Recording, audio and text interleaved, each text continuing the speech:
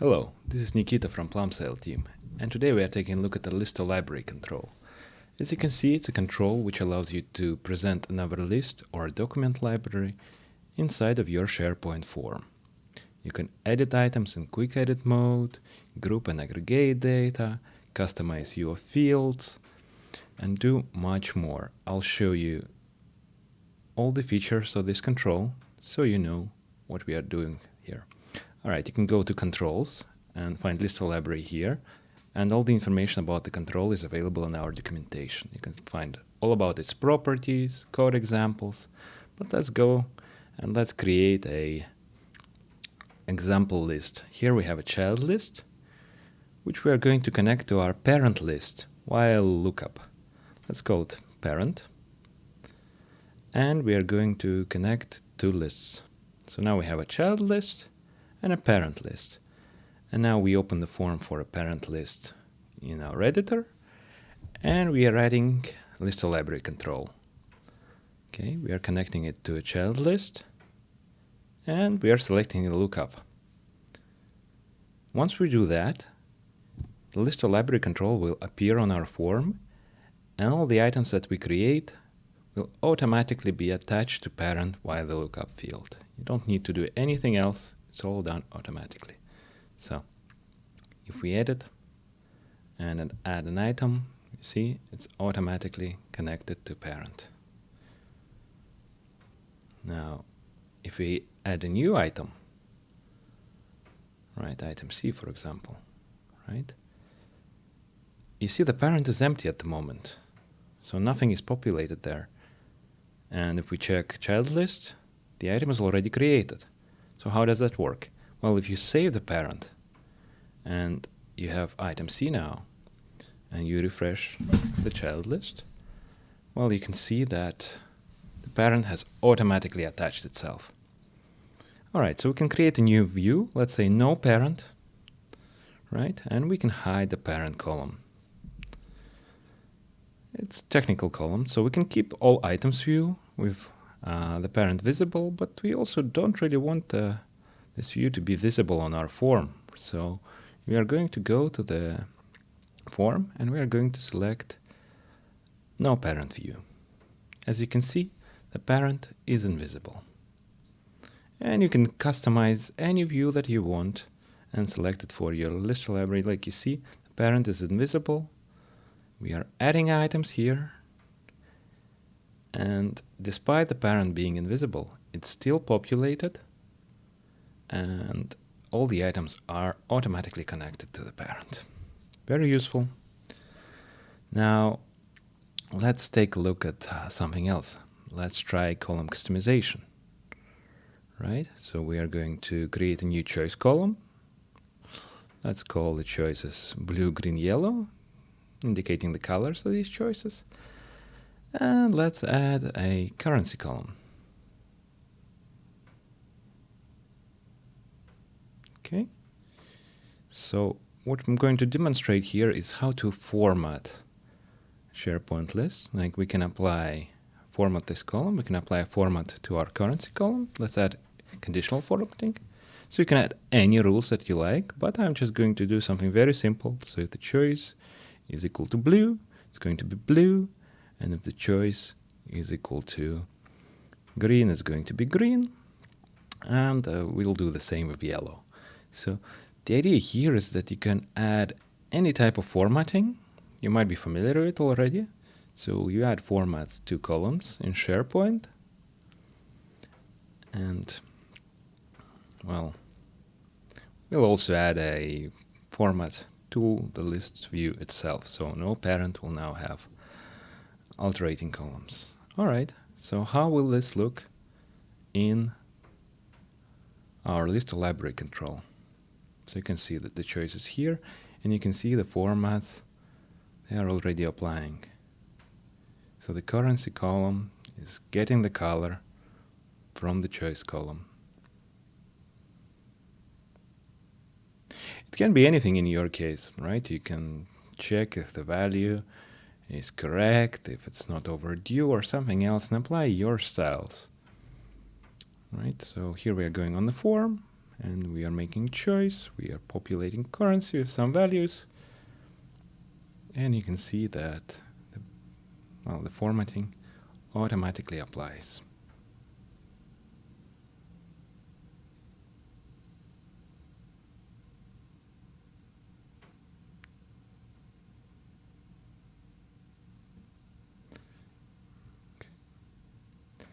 Now, one more thing that I want to show you, if we go and we modify view and we apply group by settings, let's say we group by choice, and let's say we also calculate totals for sum, you will see that in SharePoint List view we have, well, all the categories and we have all the calculations done here. So you see it's done for the whole list. Now let's refresh our form. Okay, it doesn't look this way, but this already applies. So let's just change the view, and to make sure that it applies, let's save all the changes to all the forms.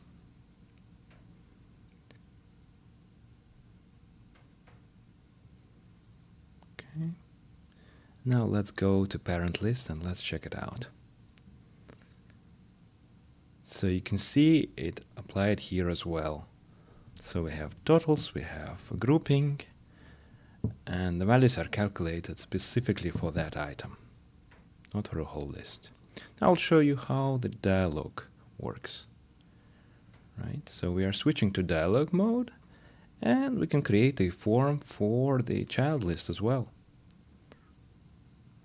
Right, so we have a very simple child list, but let's just create a very simple form. You can customize it, add code to it, right? So whatever is necessary. It's very useful when you have a large list or when you want to add some functionality to this form. So, right, we can just click edit and it opens in dialog. Right, we can change title. We can do, well, any changes that we want, and it all will apply. Right, automatically updates. You can also click on title. It will open edit form, display form, and we can click edit, go to edit form. Save. As you can see, works pretty much the same, just opens in dialog. All right. So we've removed the formatting for now, and I just want to show you the functionality of quick edit. Right? So in quick edit mode, we can still open items in dialog if we click on the title. So if you click on the title, it will open item in dialog.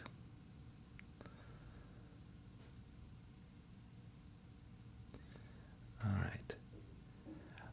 One more thing that I want to show you is how to make list or library read-only. For example, here we have a display form, and the list library is still editable. So if we go to display form specifically, and we click read-only here, we will make all the columns not editable. Form has been saved. Okay. And now you cannot edit items, right? They are not editable anymore. With one catch, you can still click on the dialog, on the title, and it will open the dialog, and you can still edit it. Well, it might be useful, but might also be it's not something you want. How do you change that? Well, you need to remove the link from the title. The easiest way is to switch the template here. All right, we'll go and we'll change the code slightly. So all we need to do is change the template that it returns. So we're starting a bit of coding here. So we are changing the link to a div, right? And it just returns title in a div. All right, we are going to save just the display form, nothing else at the moment.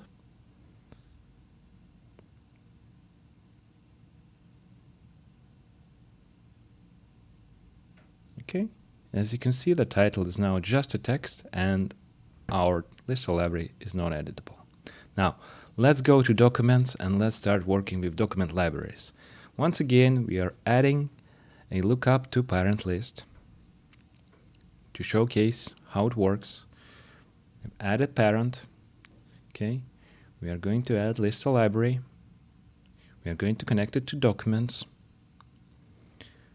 Once again, we are selecting the parent. We are saving the form. And it will work pretty much the same way. Right? So once the form has saved, we're going to go to the parent list, open the parent form, and we are going to upload some files. Here are some example files that I'm uploading. As you can see, the parent is automatically populated. They are automatically added. So all nice and good, right? Well, it is. But you might notice something strange or, well, expected. But, you know, if you go to item C and you try to upload more documents with the same name, they are going to go to the same folder, and you can either keep both, but then the name is going to change, or you can replace the files, and that's not very nice, right? I mean, now we have documents with strange names, and yes, they're stored in the same folder, they are attached to different parents, but that's not the ideal solution. How do we deal with that? Well, first let me show you what is a root folder for the document library. So, for example, we create a root folder related documents, right? We can set it as a root folder on our form. So we save the form, and what this is going to do is when we open the form, right, all the items that we upload, all the files that we upload on the form are going to go into this folder. Okay. Uploading files. Okay, it looks like it used to look before, but at the same time it's now going into a folder, except that it's still not solving our issue, right? We are still getting duplicates for different items despite them being connected to different parents. Files with duplicate names are going to replace each other. Not very nice, even if they are going to different they are going to the same folder. That's the problem. Now, the solution would be to upload them to different folders, but how can we do that? We are going to remove the root folder here, and we are going to start some serious coding here. Well, you can just follow along, and I'll show you what are we going to do. We're going to write an async function, which is going to check ensure root folder, right? It's going to check if folder already exists with a given name, right? So we can ensure that a folder is created. We're going to try. We are going to await.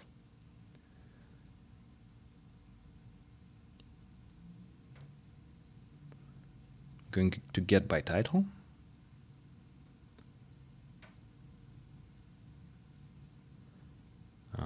Documents.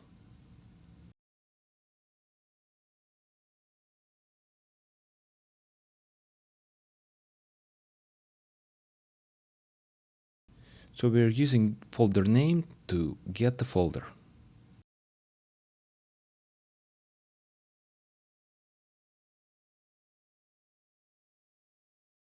Okay, so if it doesn't find the folder,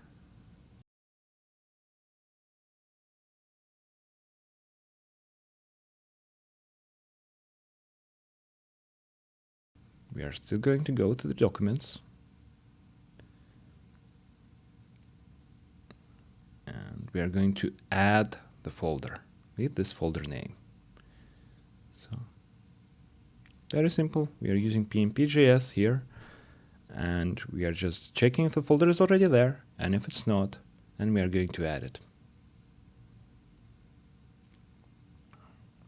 We are writing a second function, and this function is going to set a root folder for a list library control.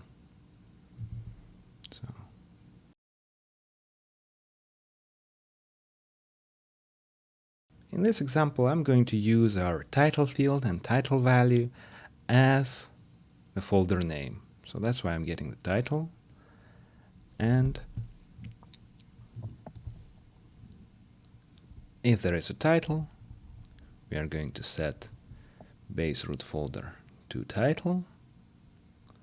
And we are going to set root folder to title as well. This will ensure that list library opens the root folder and you cannot go any higher. So it's limited to this folder, which is based on the title.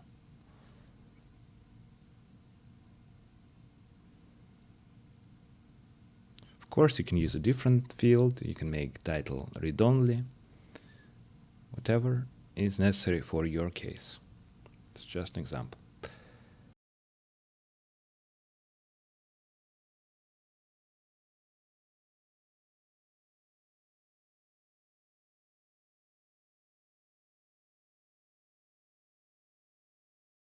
All right, so we are checking if there is a root folder with the title, right? So we are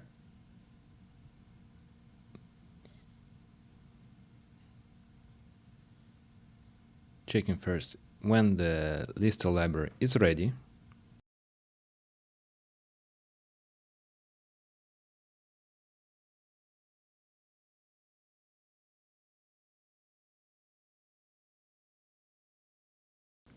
Okay, so we are checking if there is a root folder, and we are setting root folder for the list library. In this case, we are setting title. All right, so let's save this code.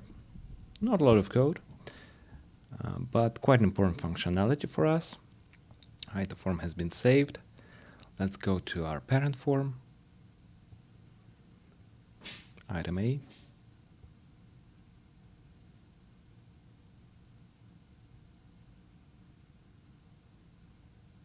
And you see item A folder has been created. That happens automatically as soon as you open the form. So we are uploading our documents.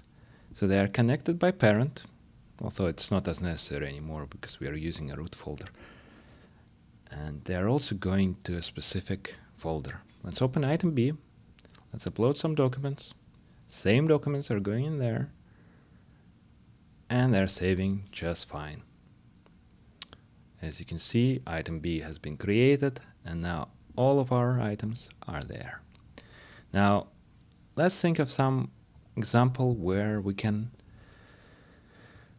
do some more JavaScript functionality, and I'm thinking of filtering. So you can apply any type of filter to the list library control. I'm adding some countries. Well, I'm going to add a list of countries here. And as you can imagine, there are quite a few countries in the world, right? So let's say we have a list with many values. I've used countries as an example, but it can be anything else, right? So we're going to remove documents for now. We don't need them anymore. We're going to switch from our child list. We're going to switch to countries. Okay. We do need to refresh the form because so we're going to, because we need to get the country list. All right, and we are going to save the form.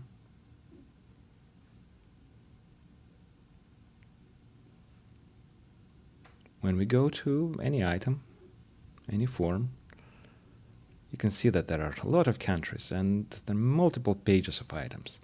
Well, imagine you have a large list, might be not countries, anything else, lots and lots of items. How do you find them? Well, one way to do it is to add a search field. We are using common fields, so it's not saving to SharePoint. So this search is a common field, it's not going to save to SharePoint column. And we are going to write some JavaScript for the search field, which is going to filter list library dynamically based on title to, well, you'll see.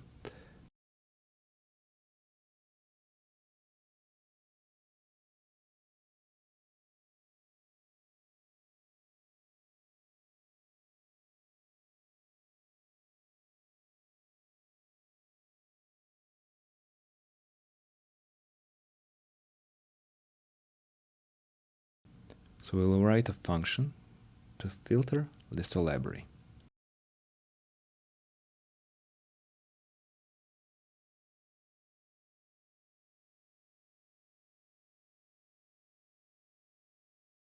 If there is a value in search field, then we're going to add a custom filter to our list of library control. List of library actually uses camel filters. You might be familiar with them already. They are used in SharePoint quite a lot. So we are going to write a filter contains. We are going to use field ref name, and we are going to filter specifically by title. We also need to specify value type, which is going to be text in this case. The filter can be quite complex, and you can filter by multiple fields. You can use different parameters, username, whatever that might be, date. In this case, we are just filtering by, well, search field value. Okay, and I've missed a bracket in here. Okay, quote mark. Now, if there is no search value, well, we are just going to set the filter as empty, right? Because we don't want to filter by an empty value. We are only filtering if there is a value. And we are going to refresh list of library so that it updates with the new values after being filtered. So when are we going to run this function? Yeah, we don't need a parameter actually, because list library is already defined. So list of library, once it's ready, we are going to filter it, as well as when the search field changes, so on change, we are also going to filter list of library. So with that in mind, let's just save the form.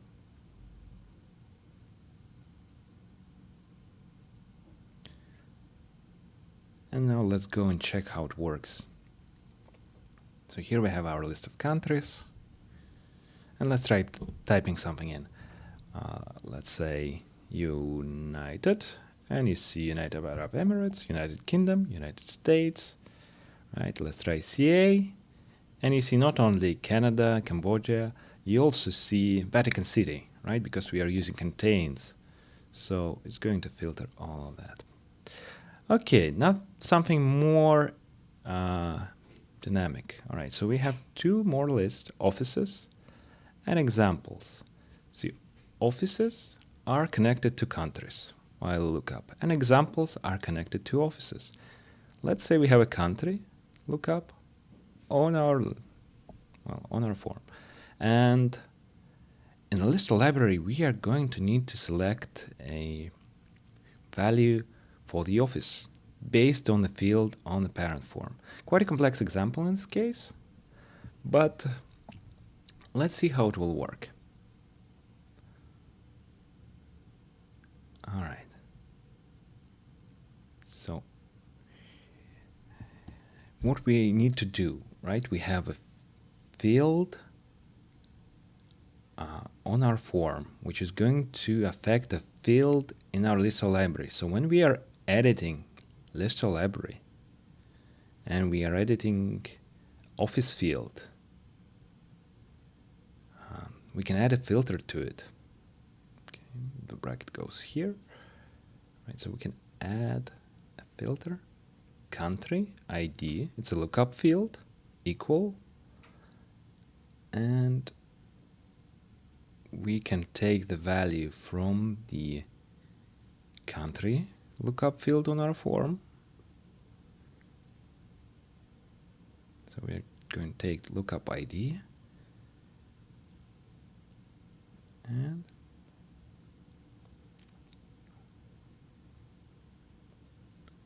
we are also going to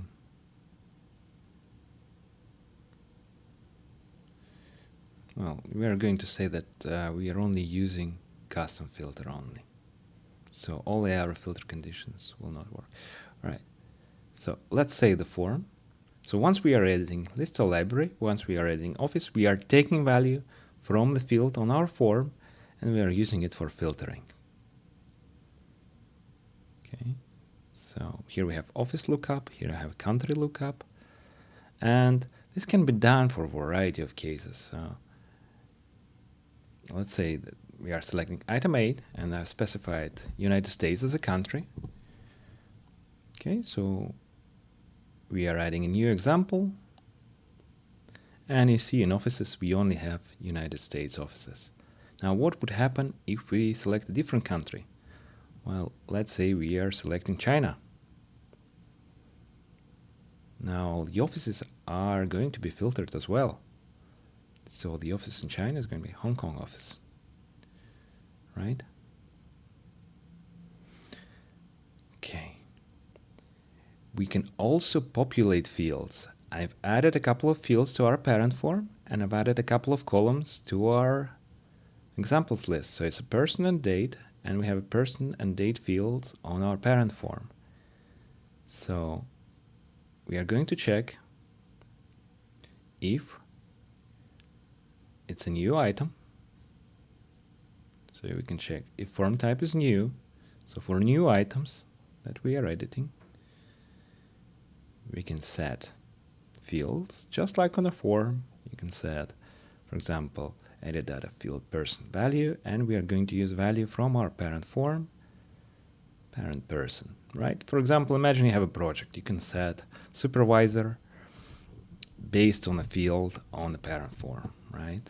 Or a date, like a due date, can be set based on the value from our form.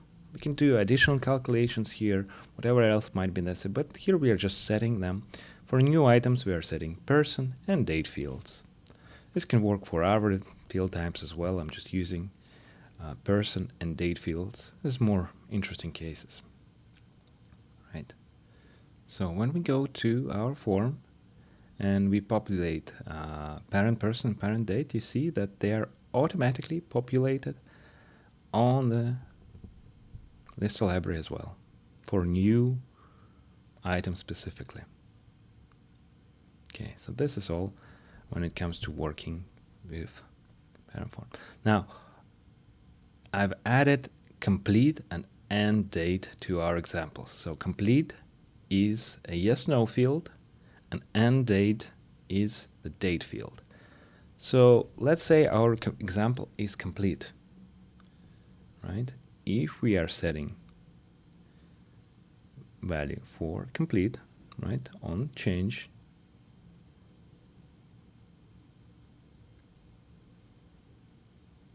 we are setting a value. So if we set it as true, then we are going to set end date value to today's date. So this is an example of how you can interact between fields, right? So you have edit data, and on change of one field, you can do something else in another field, right? One field changes, you are doing some calculations with another field. And if it's not complete, when we are removing the end date, right, we are setting it to null.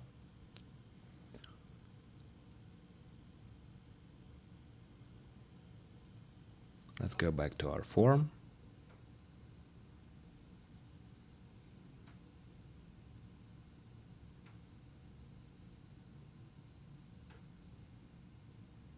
You see, once we change one field, another field is set.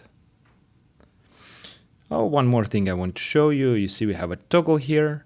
We can actually switch it to checkbox, and it will work just the same.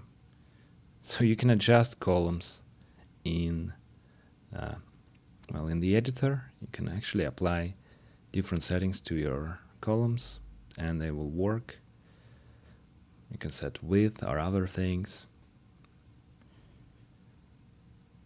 Okay.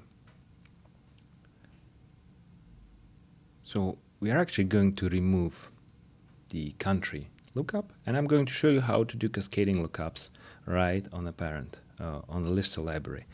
So if we have a country in our lister library, we can just match them. We are matching country and office. So we are selecting office, and we are setting depends on and match to country. So if both values are actually inside of our list library, we can make sure that they match, right? So we're setting United States, and we have United States offices, right? We are setting Germany, and we have Berlin office. No code required. This can be done out of the box with just a couple of settings for your column. Depends on and match to. All right, one more setting I want to show you is to lock columns. Very useful for large lists when you are scrolling through your list or library, right? You can just lock columns like country, for example, and it will go to the very beginning. You can adjust the width of your columns in the editor, or you can also adjust them right on the form. And yeah, setting to lock columns will allow you to put them in the beginning, essentially to pin them. You have the pin button, you can unpin them. Very useful. Now we are going to add one more column. It's going to be a percentage column. Now, why do I want a percentage column? I want to show you something. We are going to go and use templates, right? So when you select column in list library, right, percentage, we have template here, and we can write a custom template. Looks quite complicated, isn't it? Well, we have some examples in our documentation. It's not as scary as it looks. We need to return here the template which will be applied for our column. Percentage can be quite interesting. We can add like a loading bar, kind of to show how complete it is. So we are keeping field row and we are keeping a name, but we are also getting value. So we are going to use context row, and we are going to use column name.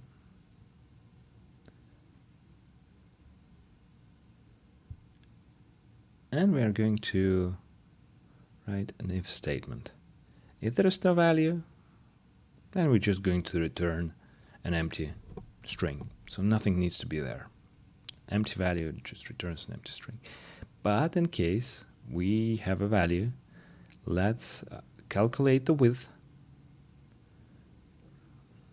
So we are going to get the value, replace the percentage sign, and we're going to replace all the all the empty spaces. We don't need them. So we just need the value, and we are setting the width to value. And we're going to write an HTML template here. So it's going to be a span. And in style, we are going to specify its width.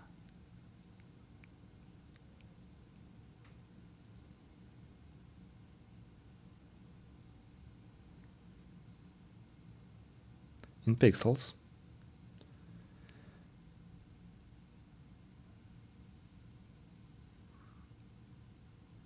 We are going to align our text to the center. We are going to add some padding. Just 5 pixels should be enough. And 2 pixels on the sides. Going to set display as block. And we're going to add border top, which is actually going to be our percentage bar, our loading bar. And we're going to set some color here. It's going to be a shade of blue.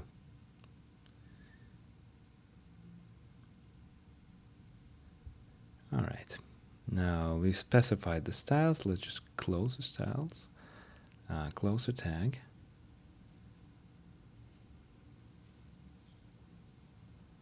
And after the span, right? Well, let me make it a little bit more readable. So I'm going to just move it a little bit. Okay. Still one string. Yeah, let's keep it inside the quote marks. And after the span, I'm going to now add another span, add some more styles to it.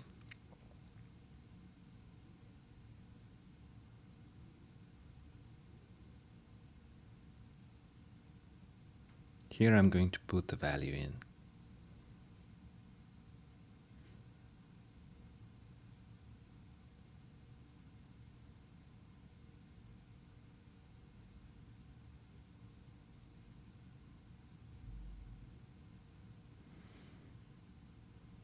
Alright, the form has been saved. We've created our first template. Congratulations. Now let's go and check it out. At first it's going to be empty, right? We don't have any percentages, but let's add some. 25, 50, 75, 100, right? So you can just follow along, create the same template. You can find this example in our documentation as well. So you can see you can customize these templates as you see fit and just make them very nice. So we can write another template for date, but I'm actually going to show you right here. Let's create a template in our JavaScript editor. And what this allows us is to just, dynamically apply templates whenever they are necessary. We can just specify them here. So we still have our context from which we are getting all the information. So we are getting value first.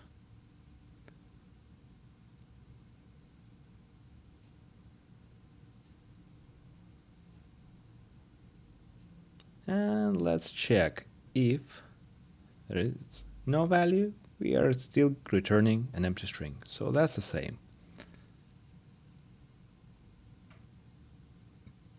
Now, what are we going to do? Let's say if the date is before today,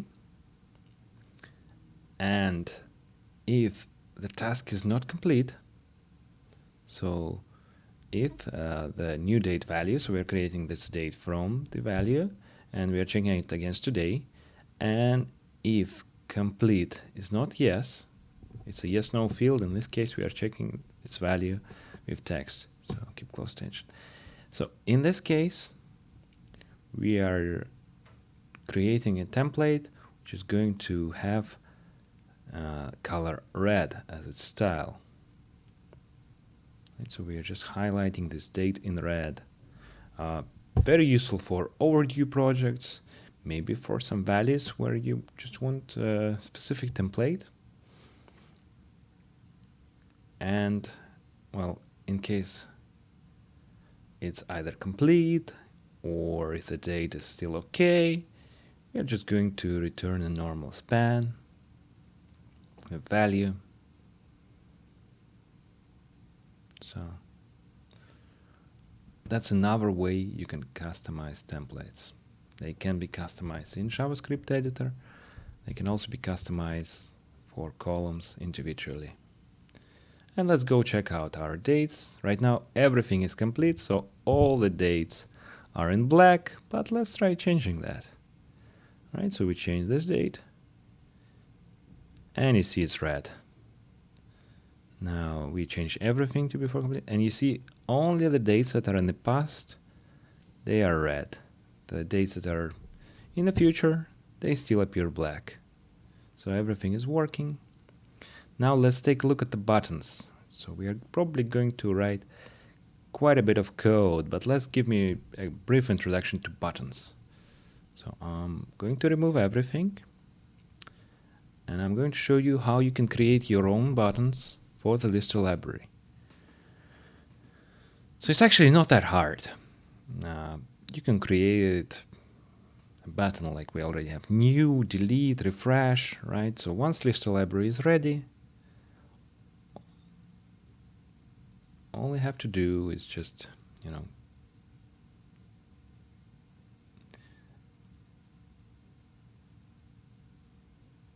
let's say we have a button, right? And it's just a JavaScript object like this. We can specify text for our button. This is going to be very simple. We're just creating a button called myButton. We're giving it a class. They're based on Bootstrap classes, but button secondary will create a great button for us. We're going to say it's visible, so it's always on our list library, and we're going to define a function which happens when you click this button. So let's do something very, very simple for now. Let's just say we have an alert, button clicked, right? So this will add a button. Let's save the form. Oh, my bad, we can actually we forgot to add the button, right? So we've created the button, but we need to say list library buttons dot push button, and now we can save. Okay, so we refresh the page. Here's our button. We click, button clicked. It works. Very nice. Now you see delete button disappears unless you have something selected. How do we do that? Well, it's actually very easy. So instead of saying visible true, let's set it to false. So it's not visible by default. And when we are going to watch, list library, watch, selected items. So we are keeping a lookout on how many items are selected.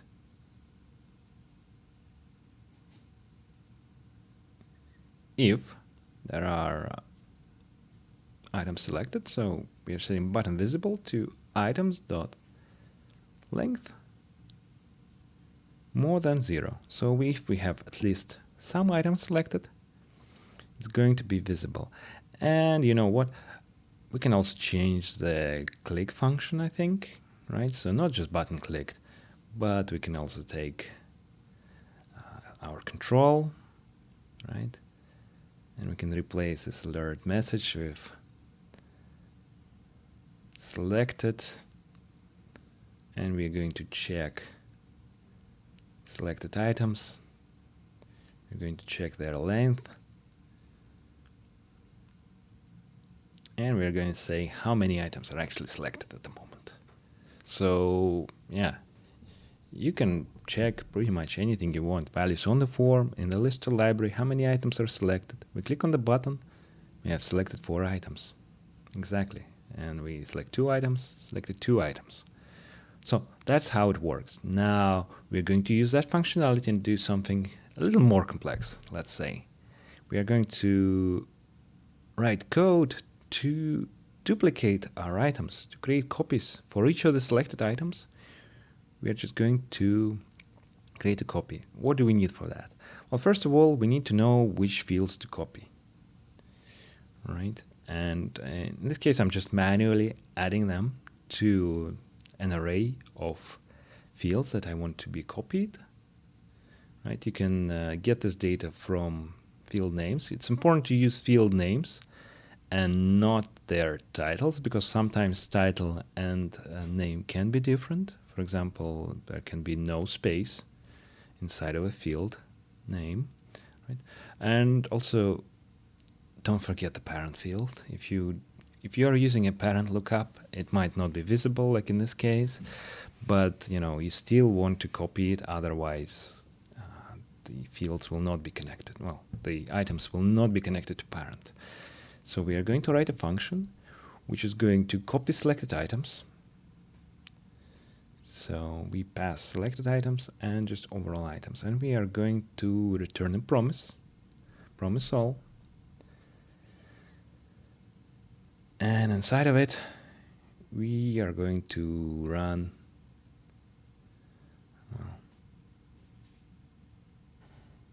it's not a wait, it's async. It's an async function.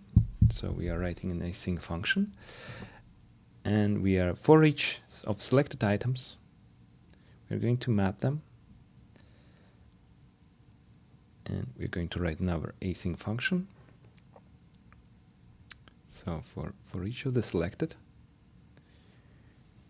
well, what are we going to do? Well, we will need to get the item, right? So we're using a wait, and from items, which is using PNP.js functionality, we are getting the item by ID, and we are creating a copy object. Alright, so we are going through all the fields that need to be copied.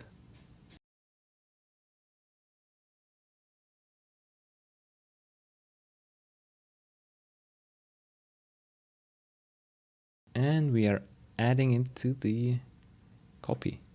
So copy is going to have the same fields, but we are also need to check if the field is quite complex. So if field plus ID, that happens for lookup fields or person fields, or more complex fields are not storing their values like that. So we need to do some more complex copying, copying by ID. So copy field and ID is equals items. So we are adding everything to our copy, and it's very important that we return this copy. And now we are going to just copy selected items, right? So now we're going to change our button. We're going to call it duplicate items, and since it's so important, let's give it another class. Let's give it button primary. It's going to be blue or whatever color you're using for your theme. Right, we're going to add a copy icon. It's an icon type 0. You can look up icons in our documentation. There are quite a few icons available. And we're going to make it an async function in our click. So what are we going to do? First of all, we need to get the list URL from our list library.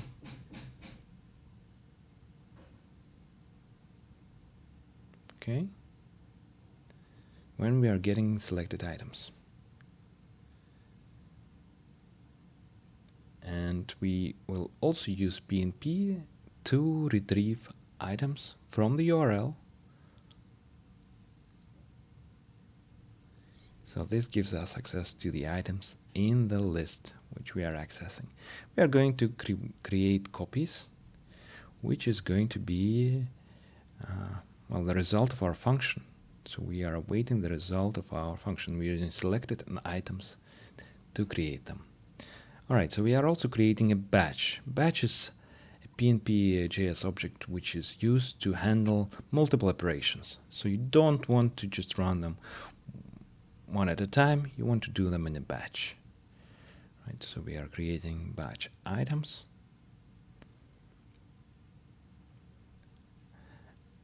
And we are also going to go through each copy which we just created, right?